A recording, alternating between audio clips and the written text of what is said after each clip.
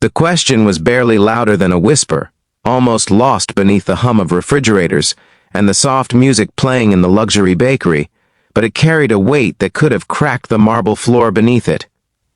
"Do you have an expired cake for my daughter?" For a brief moment the world seemed to pause. The glass displays glowed with perfect cakes worth more than a week's wages for most people, and standing just a few feet away was a man whose tailored suit and quiet authority marked him as someone who had never had to ask for leftovers in his life.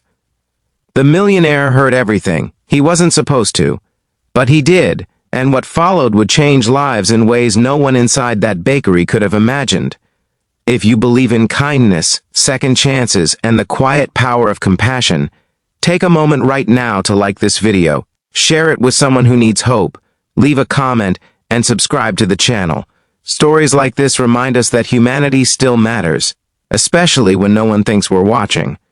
The woman who asked the question stood near the counter, her shoulders slightly hunched as if she were trying to make herself smaller.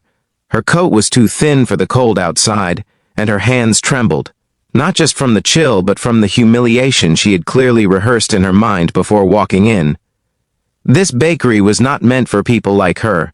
It was a place of polished glass, gold-lettered menus, and customers who discussed wine pairings and weekend getaways as casually as breathing. Yet she had stepped inside because it was her daughter's birthday, and love can push people past pride when nothing else will. Her name was Elena Morales, and 3 years earlier, her life had looked completely different. She had been a nursing assistant, working long shifts at a private clinic, saving slowly, carefully, for a future she believed would be stable. Then came the accident. A drunk driver, a rainy night, a sudden impact that left her with chronic pain and medical bills that swallowed her savings whole. She lost her job after missing too many days. The clinic moved on. The bills didn't. What remained constant was her 8-year-old daughter, Sophia, whose laughter had somehow survived everything Elena had not. Sophia loved birthdays. She loved the idea of being celebrated, of candles and wishes and cake. Elena had promised her one this year, too, even as she counted coins on the kitchen table and tried to make numbers do impossible things. She didn't need a perfect cake. She didn't even need a fresh one. She just needed something, with frosting and candles, something that would make her daughter feel normal for one evening. That was why she asked the question no parent ever wants to ask. Behind the counter, the young cashier froze, her smile slipping as she glanced toward the manager. Policies ran this place, not feelings. Expired items were usually thrown out at the end of the day, but giving them away was technically against the rules. The manager, already stressed, opened his mouth to refuse, rehearsing a polite but firm answer. That was when the man near the window looked up from his phone. His name was Victor Hale, though most people knew him only from headlines in business magazines.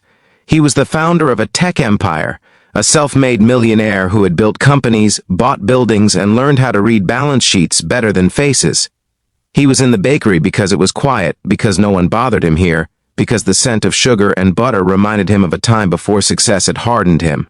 He had lost his wife 5 years earlier to cancer, and since then, life had felt like a series of achievements without meaning. Victor hadn't intended to listen, but the words reached him anyway, cutting through the noise with surgical precision. An expired cake. For my daughter. He looked at the woman, really looked this time, and saw exhaustion etched into her posture, desperation hidden behind dignity. He saw someone who had already swallowed her pride just to stand there. The manager cleared his throat and began explaining store policy, his voice practiced and detached. Elena nodded quickly, already preparing herself for rejection. She had expected it. Rejection had become familiar. What she had not expected was the sound of a chair moving back behind her. Victor stood and walked toward the counter, his footsteps slow but deliberate. The room seemed to shift as people noticed him, recognized him. The manager's tone changed instantly, anxiety creeping into his eyes. Victor said nothing at first. He simply looked at the cakes, then at Elena, then at the small, worn backpack at her feet that hinted at a child waiting somewhere nearby. Victor remembered his own childhood, one he rarely acknowledged. a single mother, late rent notices, birthday dinners made from whatever was left in the fridge. He remembered how small kindnesses had felt enormous back then, how a stranger once paid for his school supplies without knowing who he would become. That memory had followed him into adulthood, buried beneath success but never erased. Without raising his voice, Victor told the manager to box up the largest cake in the display. Not expired, the best one. When the manager hesitated, Victor reminded him who owned the building the bakery rented. The cake was packed quickly, hands suddenly eager to please. Victor then asked for candles, plates, and napkins. He paid without glancing at the total. Elena tried to speak, to protest, but words failed her. Her eyes filled and she shook her head, overwhelmed. Victor handed her the box gently, as if it were fragile in a way frosting never is. He told her that no child should feel forgotten on their birthday. He told her that expired was not acceptable when love was involved. But the moment didn't end there. Victor asked where Sophia was. Elena explained that she was waiting outside, sitting on the steps because Elena hadn't wanted her to see the inside of a place that might remind her of what they couldn't afford. Victor walked to the door with Elena, the cold air rushing in as it opened. Sophia looked up, confused, her eyes widening at the sight of the cake box. Her face lit up in a way that made everyone inside the bakery fall silent. That smile, unfiltered and pure, did something to Victor that years of boardrooms and negotiations never had. He crouched to Sophia's level, wished her a happy birthday, and watched as she hugged the cake like it was treasure. What Elena didn't know was that Victor had already made a decision. He asked a few careful questions, listened without prying, and offered her a card. Not a blank check, not charity dressed as pity, but an opportunity. One of his companies funded a healthcare training program for people returning to the workforce after injury. It came with physical therapy support and guaranteed job placement. He told her to call. No pressure, just a door, finally open. That night, in a small apartment lit by mismatched lamps, Sophia blew out her candles and made a wish she wouldn't share.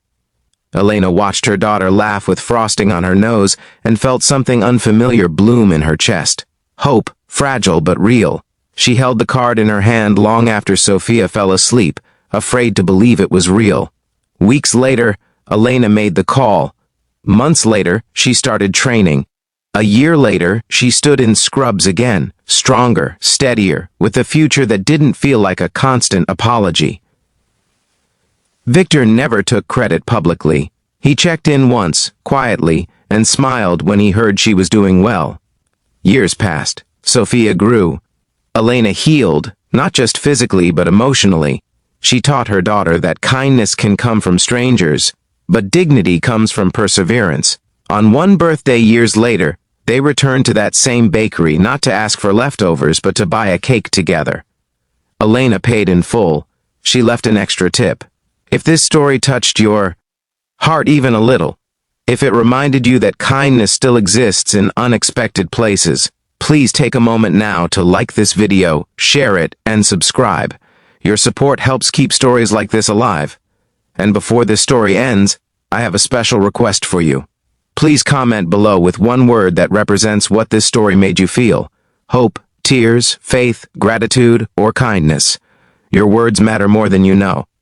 Somewhere, right now, a parent is swallowing their pride for the sake of a child. Somewhere, a stranger is listening when they don't have to. And sometimes all it takes to change a life is hearing a quiet question in a crowded room and choosing not to ignore it.